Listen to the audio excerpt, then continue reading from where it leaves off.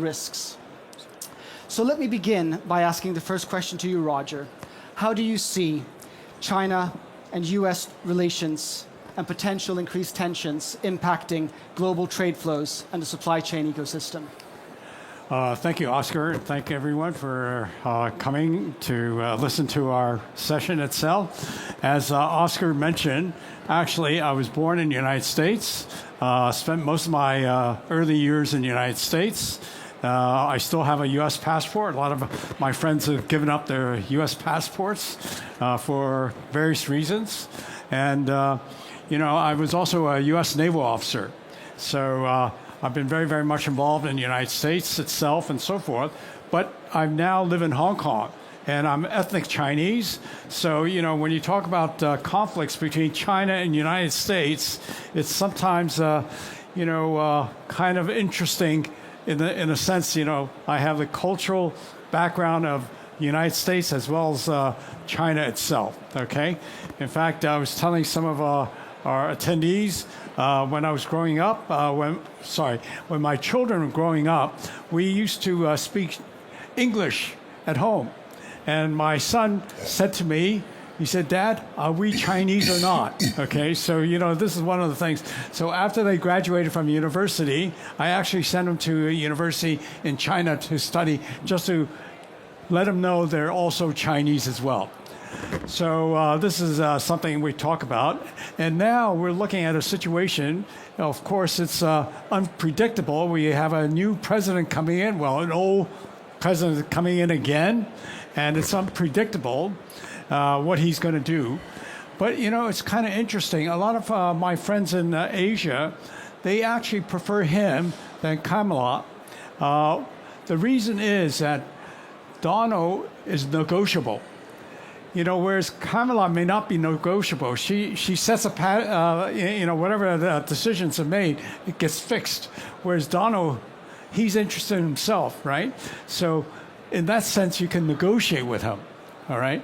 So this is also very, very interesting. Now, of course, he now is telling everyone he's going to increase the tariff, especially for Chinese goods and so forth and so on. So guess what? A lot of my Chinese friends that are in manufacturing, they move their manufacturing to different countries, Vietnam and so forth, and Malaysia. So it's no longer a Chinese product itself, but they're the owners of the plant. In fact, actually, timing-wise, it's very good because in today's environment in China, we're shortage of laborers, actually. Everybody else is trying to, move up the ladder itself. So this is one way the Chinese are going to circumvent all these things. The other thing is that it also gives the Chinese an opportunity to open up new channels of relationship, particularly Europe, EU, and of course, Middle Eastern countries here, as well as spending a lot of time and effort in Africa as well. And of course, President Xi Jinping, several years back, he created this Belt and Road Initiative. So this is a new channel. He's spending quite a bit of time and resources, financial resources as well, to develop relationship. So this just accelerates the relationship with all these countries. So the dependency on the United States is reduced significantly, okay? This is one of the things. The other interesting thing is that, we have a lot of second-generation Chinese that are going overseas to study. And, at one time, I think the Chinese population, student-wise population, is one of the highest in the United States. Guess what? Now it's coming down, okay? And the families that can afford to send their kids, they're not there on scholarship. And the parents usually buy an apartment, this and that and so forth. So this kind of relationship is actually reducing the number of young people going to the United States. They're going to other places, but it doesn't mean, so I think it's not necessarily good for the United States, okay? This is some of the basic problems and challenges. And I think, United States should really think about what it should do. You know, raising tariff it's not necessarily going to help the United States necessarily. It's going to, you know, just shift the manufacturing centers, and Chinese are just going to move to other places and everything else. So I think that the impact on China's economy is not going to be as significant as most people think, and they'll develop new friendship. One other thing is also very interesting. The United States now is so scared, I would say scared of Chinese coming up in technology-wise. So they're trying to, you know, certain products are not to be shipped into China itself. In fact, I was just telling some people, my first job after university, actually, I was working for a company called Bell Telephone Laboratories. I don't know if anybody's heard of that. Of course. It's in New Jersey. And I was in the military research lab. Do you think I can get a job today as a military research lab as an ethnic Chinese? No way, right? So what's happening is that China is now becoming much more self-dependent on technology. There used to be they send people overseas and so forth, and the dialogue between China, United States, and this and that. I think that unfortunately is going to be cut off. But on the other hand, I think China is going to spend a lot of time and effort to develop its own skills. And again, I think this kind of impact for the United States is not necessarily good itself. So, you know, we live in a world that's multicultural, and we should not be judgmental on other people's culture. You know, I live in two cultures itself, but the thing is that, you know, why not allow people to develop their own culture and enjoy themselves and so forth? Why do we have to impose our culture onto others? This is one of the things, you know. I don't think Chinese are trying to impose Chinese culture overseas itself. And I think, anyway, I'll stop here for the time being, yes. Some very interesting points you made there. I think that the Chinese and American economies are very interdependent. America is an import economy, China is an export economy. With that being considered, China has a lot to gain by becoming more independent, and the US has a lot to lose by being so dependent on many of the components that they rely on in general. I'm going to touch on that later with pharmaceuticals and semiconductors. But I want to turn to you now, Claude. When it seems like the consensus narrative is that Trump coming back to the White House poses unpredictability. I don't know where that is coming from, really. He was president quite recently, and he was very pragmatic. And he wants to see business. Of course, the US cannot survive without China as being such a key partner with all US blue chips. But what is the worst case scenario, and how can we prepare for such a worst case scenario? To set the stage, I would say that a war with Taiwan would be quite problematic in terms of supply chains and the semiconductors. I mean, seeing that it's so incredibly critical for every industry. We saw during COVID with the shortages of in the car industry, entire factories had to stop producing. What's your view on this? Thank you very much. Well, the question is very easy. What is the worst case scenario? Third World War, total collapse of multilateralism, everybody becomes completely selfish, and an economic decrease, plus a lot of collateral damages. Well, I hope we will not go that far. At the risk of repeating things which I said at the plenary session of the GFS yesterday, but for the others, my view is the following.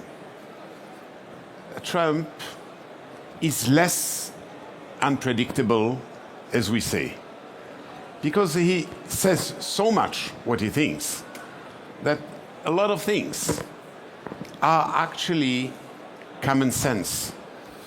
For him, any country which has favorable trade balance in favor of the US, we can deal with. Any country which has a trade balance negative to the US, something has to change. It's very predictable. Alliances of values, like, for example, democracy, alliances with Europe, because we would have the same vision, comes second. Trade, number one.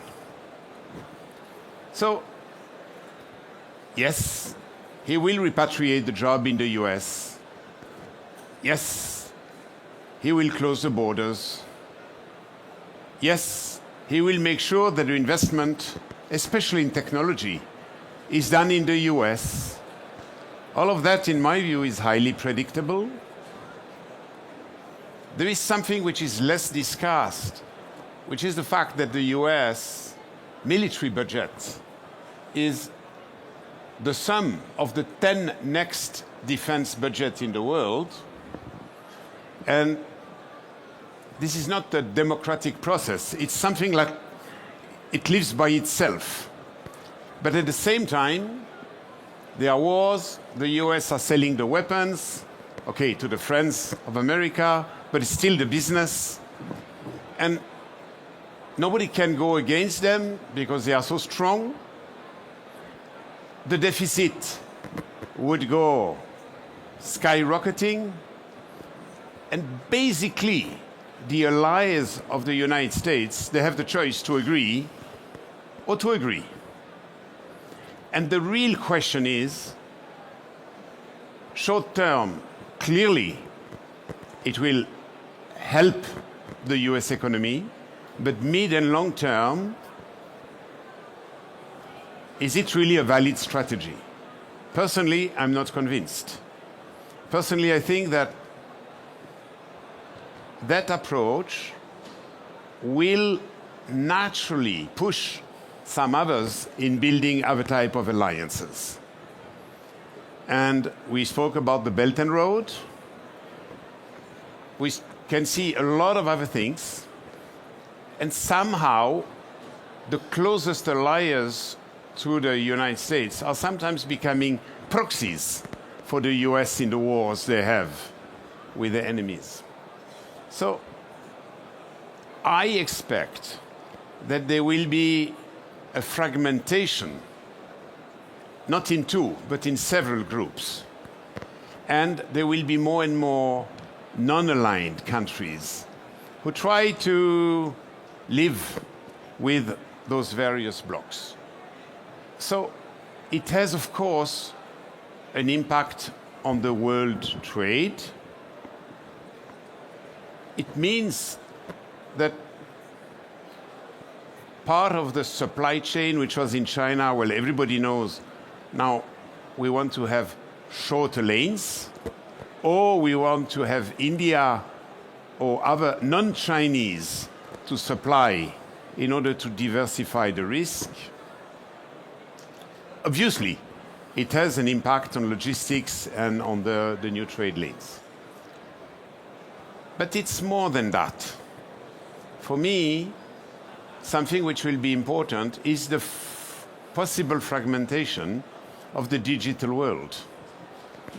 Because you are not, I remember when I was speaking with Fred Smith, the boss of FedEx, he was saying, I am carrying data and the parcel will follow. Now for that you need to have a seamless database.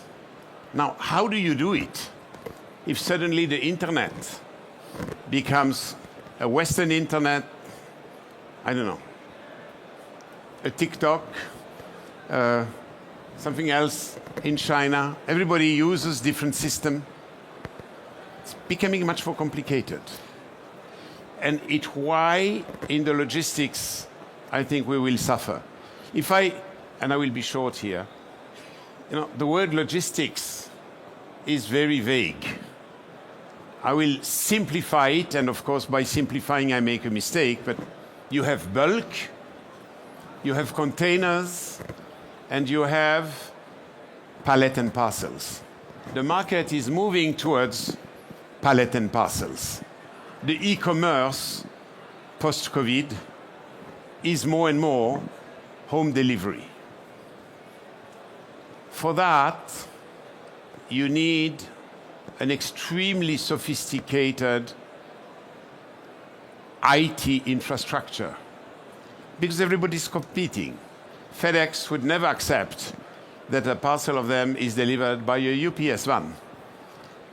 And I can take all the other brands. So you have point to point the necessity to have the same electronic system. But if tomorrow in China they refuse part of the US systems, if they consider, FedEx was just coming from the American army.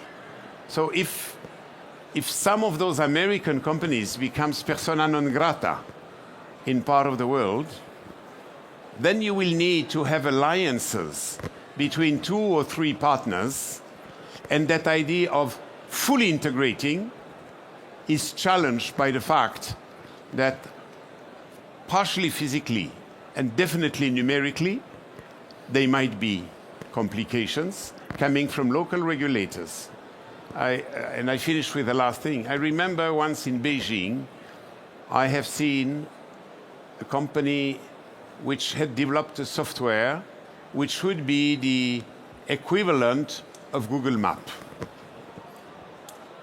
They had put dozens of thousands of engineers.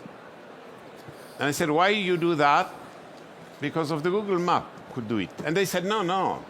Because if the Google Map comes to China, then tomorrow the Americans, they can send drones on China. So we will not allow American technology on our territory. So this is the reality of that fragmentation. And when you want to accompany it's easier if you are in traditional freight forwarding, but the more and more you come with advanced, really integrated solution, if the world disintegrates in different blocks, integrators will be at pain. So then there will be the need of an alliance with interfaces between different actors. I stop here. It's very interesting points you raise here. You're talking about integration of platforms and thereby enhancing efficiencies globally. But when you integrate on a global scale, the risks are also exponentially greater. Yes. Like we've looked at CrowdStrike. Is that the cybersecurity threat that was quite recent, and the incredible consequences of such a small little bug? And I want to dovetail that when we talk about potential tensions with the US and China and Taiwan.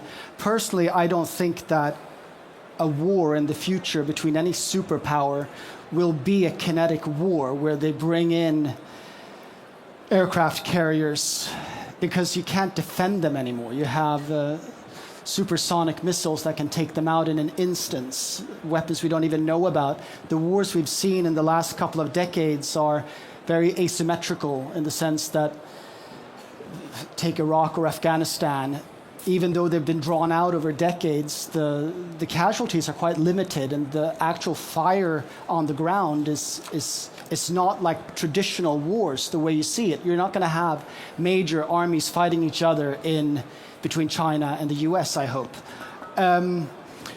What you will have, I believe, is cyber warfare. Mm-hmm. And if that would happen, it would have the risk of completely debilitating supply chains to the extent that you don't even know where is what and what to do. So I wanted to take the discussion forward in such a scenario. What can be done? And in such a scenario, being fragmented would be advantageous if you're not dependent on Microsoft Windows that has been hacked and no longer accessible. Where I want to take this is for you. I'll let you answer first. But Murat, what role the Caspian region can play in terms of mitigating and being an alternative. But first, Claude, you wanted to say something. No, very short. On what you said on the wars, you take two current examples. On one side, Lebanon, everything is airstrike, extremely effective, hitting headquarters, killing the people they want to kill. On the other side, take Gaza, endless infantry war, extremely difficult to win. Yes. And if you take the Ukraine, if Ukraine gets the super weapons of the West, possible to win. If it is infantry, traditional, then it becomes a question of mathematics, how many people you have on one side versus how many people you have on the other side. And it's a completely different equation. So, yes, they will try, especially the people who have dominance in terms of technology, especially the US, to make a technological war. But you don't occupy the ground by technology. You have, at some point, to come with people, and then the balance of power might be completely different. Remember the Korea War. Roughly, you had the Russians, North Koreans, Russians, who came down, nearly pushed the others out of Korea. Then the Americans came, went to the north. Then 2 million Chinese came and pushed again the border. At the end, the infantry is needed if you want to occupy the land. I just wanted to make the point that we haven't seen a war between two technological superpowers in a very, very long time, and I hope we won't. But if it would come to that, I think what I want to focus on is how would we respond in a globalized economy that is so interdependent to keep the economy going, and what would be the Caspian region's role in that? Thank you, Oscar. Your Excellencies, ladies and gentlemen, dear members of Horasis community, and first of all, before my speech, I would like to express our gratitude to Dr. Frank Richter and Dr. Claude Béglé, who made it possible, who brought us together here to the exciting megapolis of Dubai, and we can talk, we can discuss, we can continue our friendship. We got the new members of the community, and we are very happy to be here. Thank you very much, Frank. Thank you very much, Claude, for this. Now back to the topic of the discussion. I will talk about the Greater Caspian region. It's not only 5 littoral states of the Caspian Sea. We are talking about these 5 states, 5 countries, but also Central Asia, Afghanistan, Pakistan, South Caucasus, and Black Sea countries. On the west, we have Ukraine, Romania, Moldova, Turkey. On the east, we have up to Kazakhstan, Afghanistan, Pakistan. This is a huge region, 10 million square kilometer plus. 640 million people, $8 trillion GDP in the purchasing parity. And this region is extremely important for the world because this is one of the few points of growth in this world. And because of the recent geopolitical events, first of all, it's the Russian-Ukrainian war, second, the conflict in the Middle East, our region is right in the middle between these two conflicts. This is bringing a lot of complications, like, for example, in the region we have problems with the financing of trade activities, with the investment attraction, because people, they see on the map, they see on the north there is a problem, on the south there is a problem. Okay, maybe we should be careful not to do something in the middle. But on the other side, it's bringing a lot of opportunities, because suddenly ancient Silk Road, which was started 2,500 years ago or more, became again super important for this world. It's the only safe and sustainable route between the China and India particularly and Europe. And we see that a lot of cargo started to move. The huge infrastructure projects are going on. I will talk about this a little bit later, about Belt and Road Initiative. I think also could be interesting.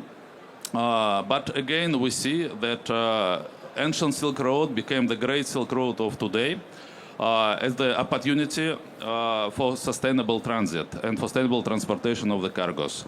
Also, this region is extremely important because huge hydrocarbon reserves are there, and we see the conflict in the Middle East again.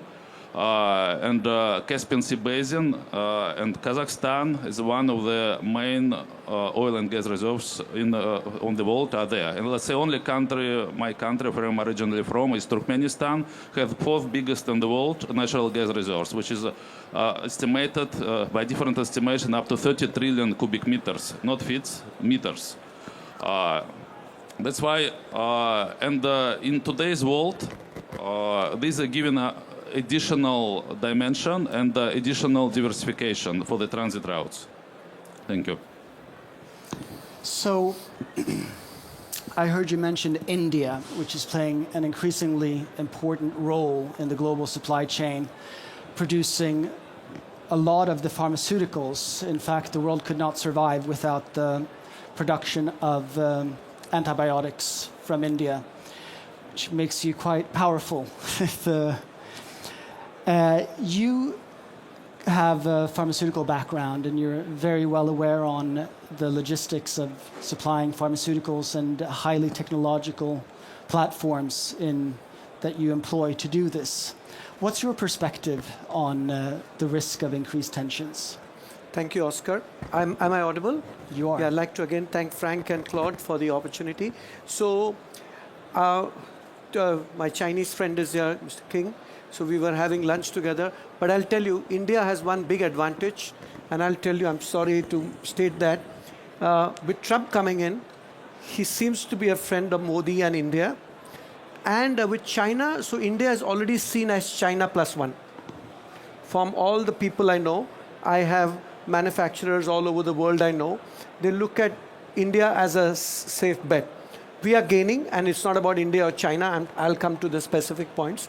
But India is also the pharmaceutical capital of the world. We produce 20% of APIs globally.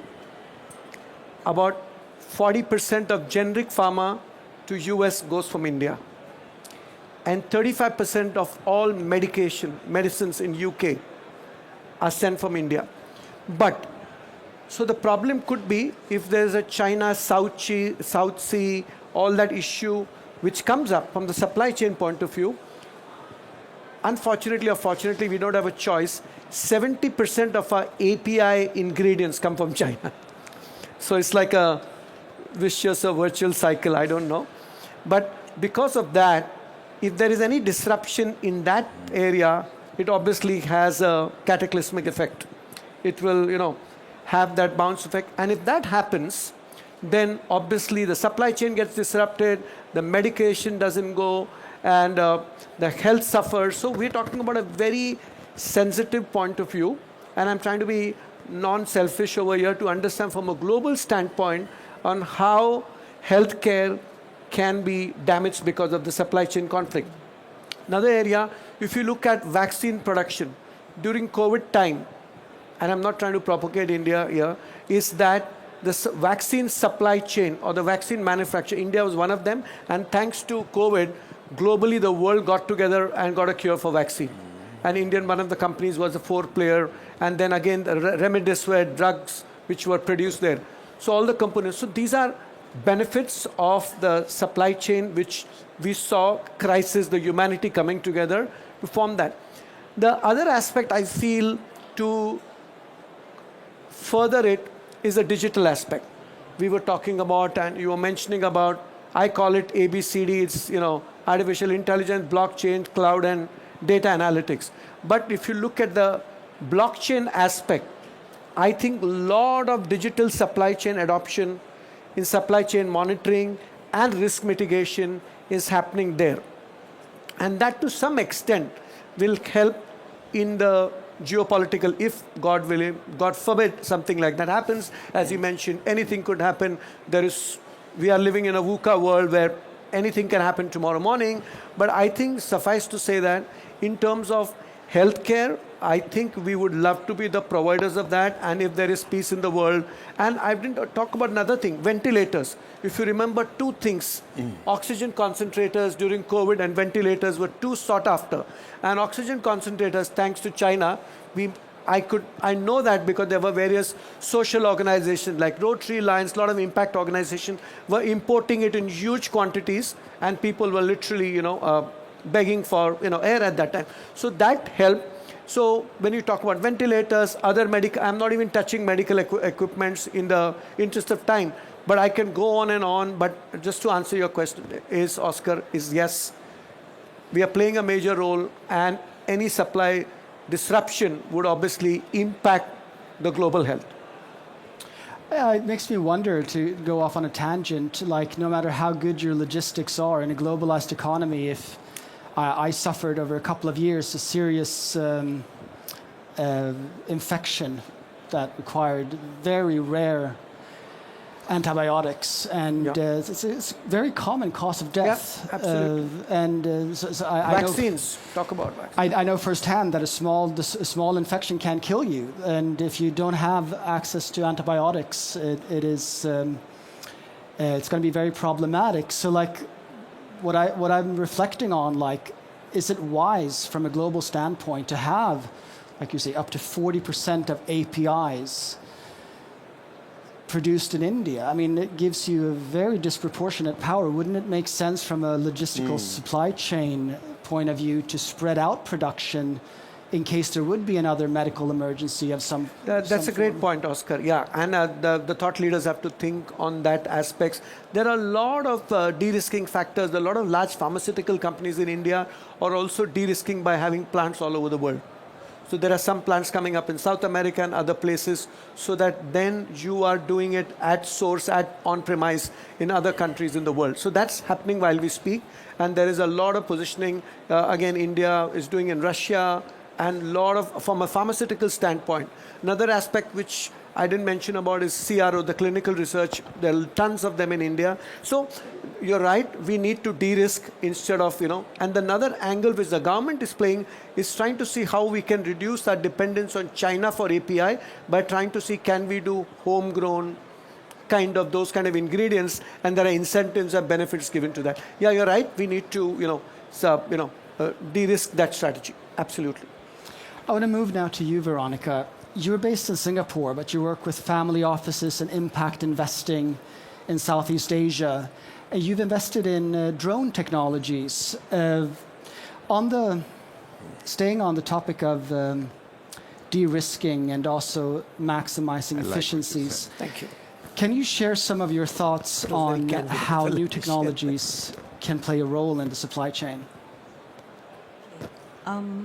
Thanks, everyone. Thank you, Frank, for the opportunity to speak alongside with the best speaker of Horasis. Right. So I'm from Singapore, and I manage mostly clients from the Southeast Asia.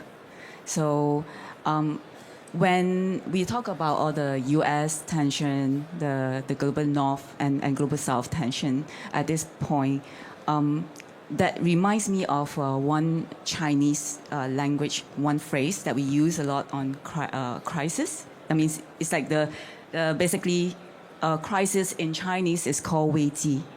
So it's actually made of the two words of danger and opportunities. So that is like such a right terms that we use, and especially when I come from the financial industry, any volatility is great opportunities for us. Without volatility, basically, we can't trade. We can't really produce performance. So when all this, whether it's logistic or global supply chain disruptions happening, we tend to see a lot of solution provider, new and innovative kind of ideas all coming out.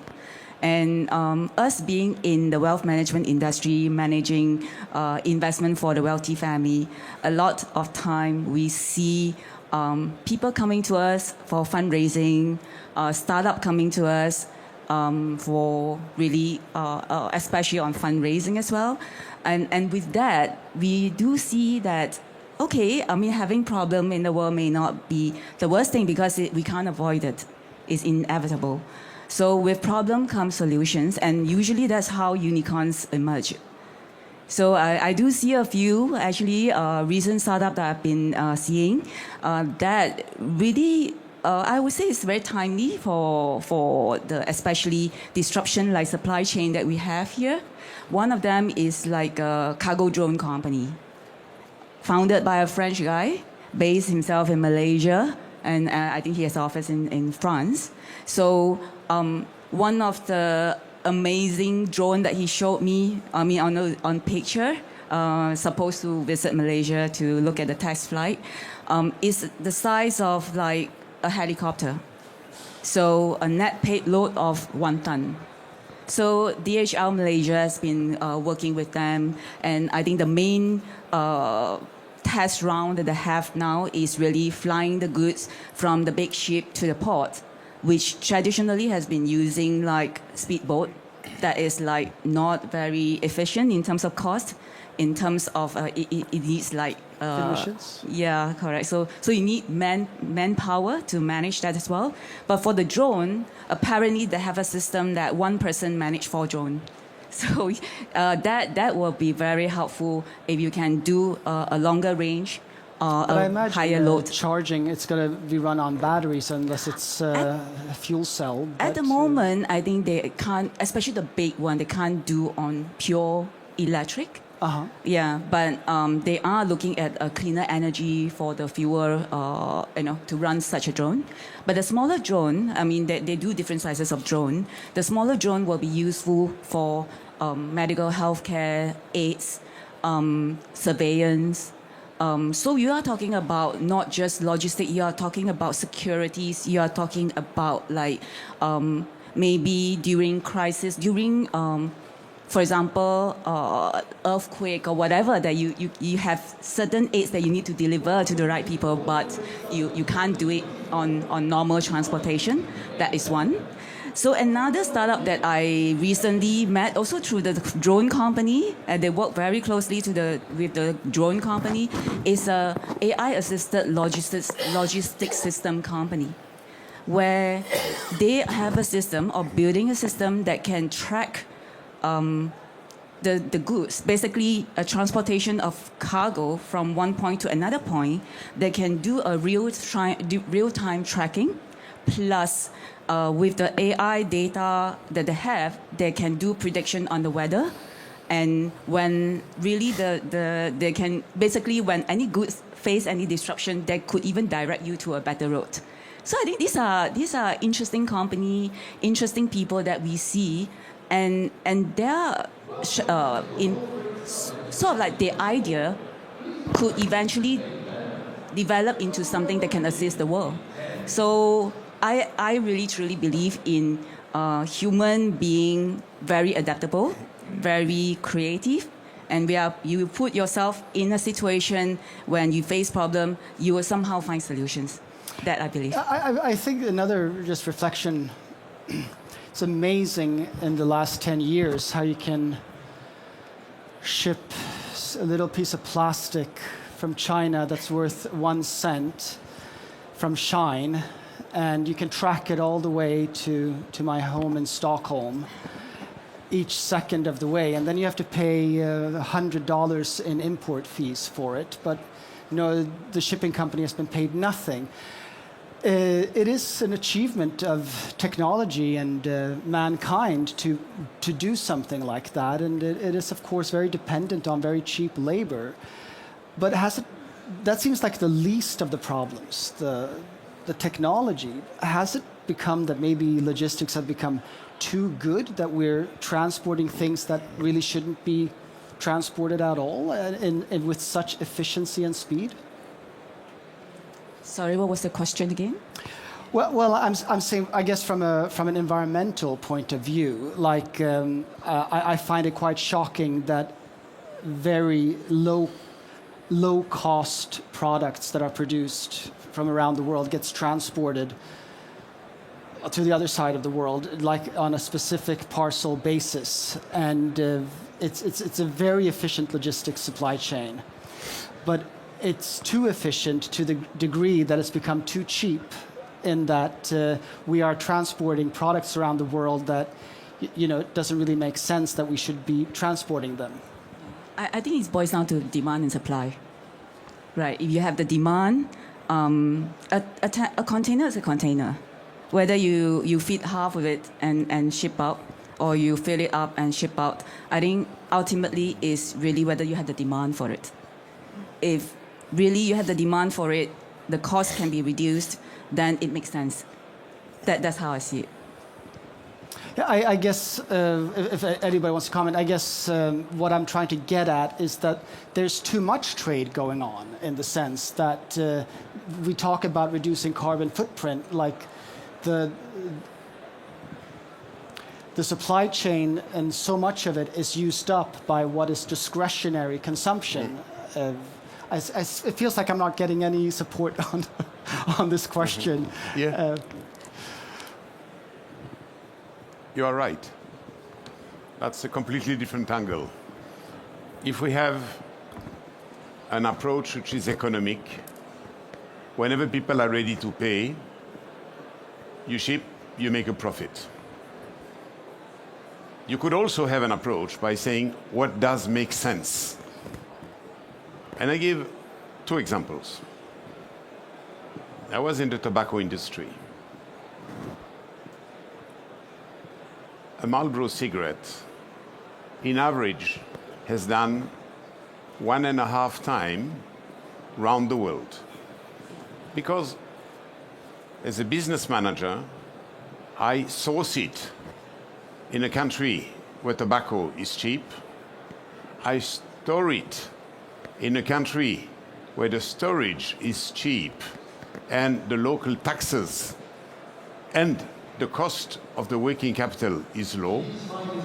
I ship it to a place where the excise tax is the lowest, and I only look at my bottom line.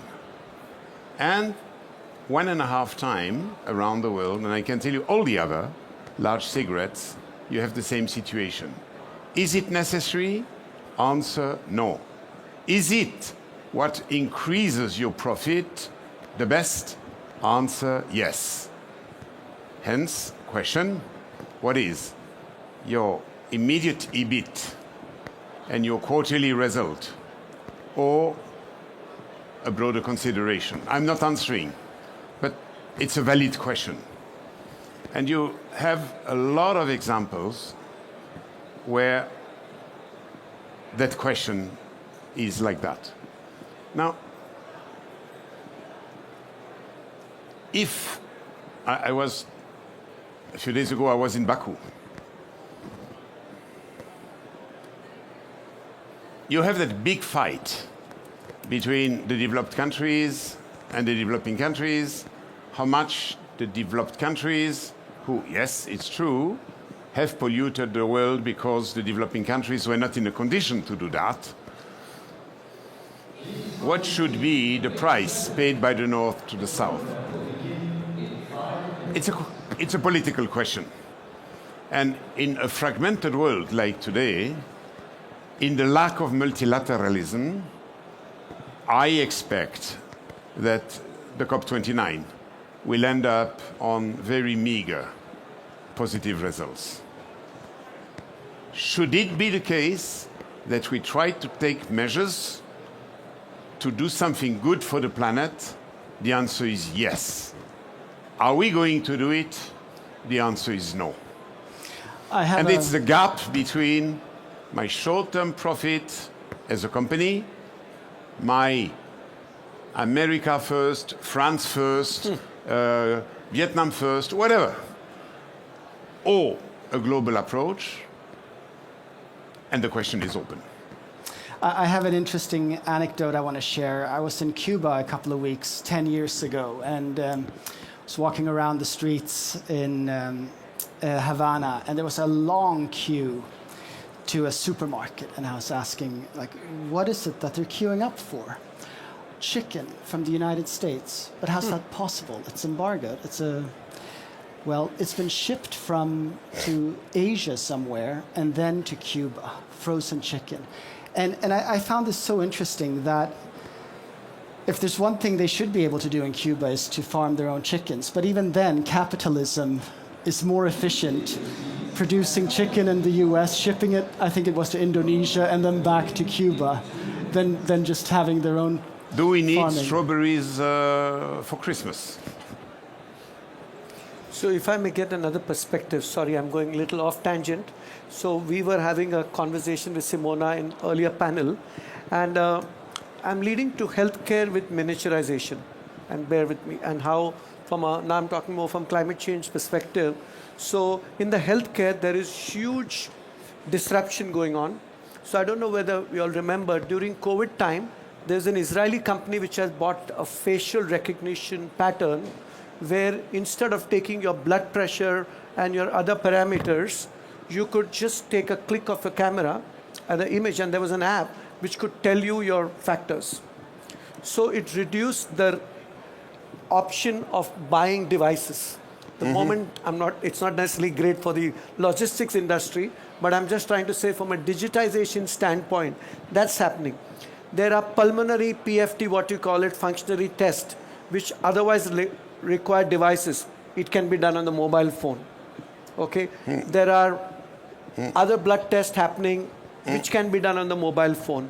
We talked about diabetic-related stuff. By the scan of an eye, of a retina, you can diagnose various diseases. Now, what's going to happen is certain parameters or certain equipment and medical equipments are going to be history because of miniaturization and AI-based lot of kind of algorithms changing the way. I just thought. I like what you say, and coming from the logistics field, I remember I was in charge of a laboratory somewhere in Central Europe, which were receiving blood tests from everywhere. And because it was important to transport the blood at controlled temperature, that it should be fast, for us, it was one of my most lucrative businesses. So I hope that people would do plenty of blood tests because my bottom line was improving. But if somebody through technology is doing what you just mentioned, then you suddenly have, it's a nightmare for the logistician because I'm losing my revenue, Sure. but it's very good for the planet. And actually, it's simply much more efficient for everybody and the society.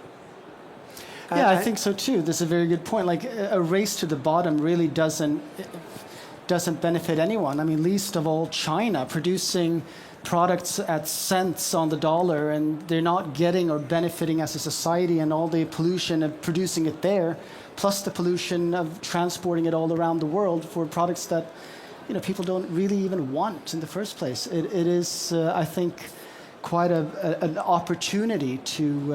I mean, tariffs could possibly work in favor if it really raises the bar on products.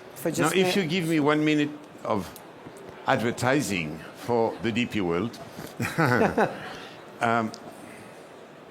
what they are doing is quite interesting. So we have been talking about those elements. Now, in the logistics business, you have two possibilities. You concentrate or you let a certain level of diversity. So far, the tendency has been concentrate, create integrators, buy, put together, create multinationals, create monsters, and then you have those monsters which are fighting with each other. What DP World is doing, and that's the reason actually of that conference here, is to say we are going to let all those small freight forwarders continue to live their life. So instead of I buy you, you shut up, and you do what I tell you, you continue to exist. But DP World is creating a platform. And by sharing the data, we are able to reach the same result than if you are a multinational. But instead of being a multinational of one country and one culture. It's actually an association of hundreds or thousands of actors, and the only common denominator is the technological platform. And everybody keeps their culture. So in a fragmented world, to answer the very first question which you asked, if you allow a Chinese to remain Chinese and to use whatever system they are for the last mile delivery in China, and somebody in Paraguay to remain a Paraguayan, and somebody in Africa to remain a Kenyan, on one side you disturb less the society, on the other side you're much closer to the last mile delivery possibility. You do not impose one central system, you just have people exchanging the data, and the key word is in a neutral way. And there were a very interesting discussion on the blockchain. I think the blockchain can again be an anonymous, apolitical tool. It's a medium, it's not an actor. So the summary of what I'm trying to say is, you may have, I'm going to create the largest American group, I'm going to create the largest Chinese group, I'm going to create the largest Indian group, I'm going to create my thing. Or we say, I'm going to create a platform where everybody can remain who he is or she is, but we will give the same benefit, economies of scale, purchasing power, by sharing the data together in a very neutral way. And in that sense, the world trade can evolve without belonging to one group or another group. Yes, and I think I want to. I think the elephant in the room here, with what you're saying, a joint global platform, it is what enables companies to always seek out the cheapest labor. People talk about automated labor and efficiencies, but most of what we buy is produced in very bad conditions in third world countries. And by creating a platform that goes like, well, it's very easy to get it transported from wherever you can find the worst paid worker. This is getting very political, but I really do believe in raising the quality standards of living of all people all over the world. That is a measure of success. It's not the total wealth; it's the highest median or average wealth. And I want to talk to you, Roger. You shared a book with me about your mother, and it was very touching to see your brother being in the People Liberation Army and all that you've seen with your family coming to the U.S. And how do you see this? I want to end on a note of optimism about lifting the world global economy with shipping. Well, you mentioned the book itself. I recently, together with my siblings, wrote a book. Well, we had somebody help us write a book on my mother. And in our family, the mother we believe, is more important than the father itself. And a lot of families have books on their grandfathers and fathers and so forth. But anyway, I honestly believe that if we want to really move forward, the key is to accept each other's lifestyle. Don't impose your system onto others. Now, you talk about logistics and everything else. I happen to be from a large container shipping company family, a company called OOCL, Orient Overseas Container Line. Actually, we sold the business several years back, and we looked back, and one of the reasons we sold it is the industry was changing rapidly, and either you become very, very large or you become small where you have mobility. We're right in the middle, okay? And so we had a choice of either acquiring other people or to be sold or merge. Mm-hmm. And the idea of merging, where you have different cultures around the world, we just didn't think it would work. So when we had the offer, We're a listed company itself. It was almost 30% above the market cap, and we own 70% of the company. We were very, very happy. So I think if we move forward, whether it's the logistics or anything else, key is acceptance of other people's culture and move on. And that's the thing. Don't impose your culture onto others. Why impose it? If they want to copy you, that's fine. You can help them. But to impose it onto others, that's, in my opinion, not the right thing to do. We still have a little bit of time. Murat, can you give us a final statement? Again, I will go back to the Greater Caspian region, and I have several comments. First comment about the Belt and Road Initiative, which was, by the way, initially announced in Kazakhstan in 2013 by Chinese President Xi Jinping.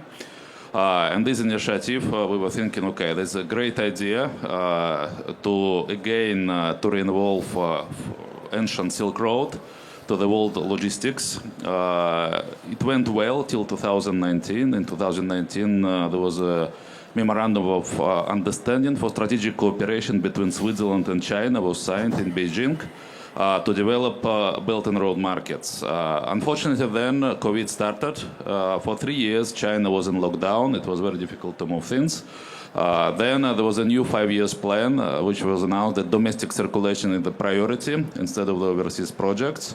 But now, since the last year, we see again good developments for Belt and Road Initiative, which could bring a lot of good things to our region.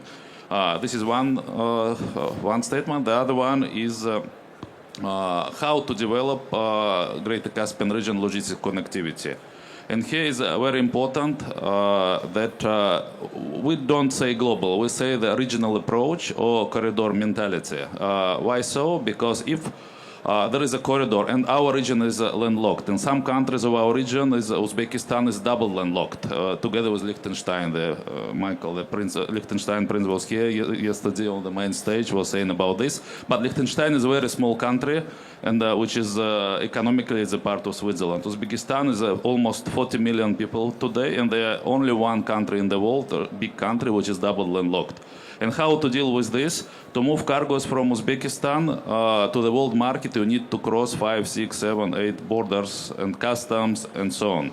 And we are talking about the logistics corridors. And the logistics corridors, it means that it's a chain. If one part of segment of the chain is broken and has no enough capacity, the whole corridor is blocked. And that's why we should, the governments of the country, the businesses also, we should move from the country mentality and local mentality to the corridor and regional mentality. We should do this together and parallel develop all segments of the corridors. And I think for now it's okay. We can continue later on. Thank you so much. It was a pleasure.